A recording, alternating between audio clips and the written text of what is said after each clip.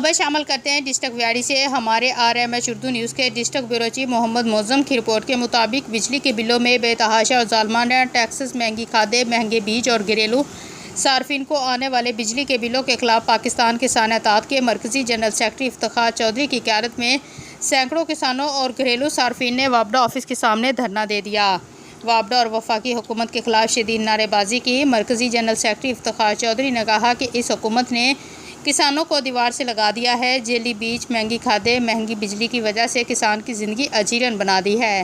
آج ہم نے صرف ضلع ویاڑی کے کسانوں کو اکٹھا کیا ہے۔ اگر ہمارے مطالبات نہ مانے گئے تو اس دھرنے کو لے کر اسلام آباد کی طرف نکلیں گے۔ انہوں نے کہا کہ حکومتی وزراء کی شاخ خرچیوں کا بوجھ عوام پر لاد کر رکھ دیا ہے۔ اب وقت آ گیا کہ ان سے حساب لیا جائے تاکہ بے ٹیکسز اور کسانوں کے خلاف حکومتی پروپیگنڈے کو روکا جائے۔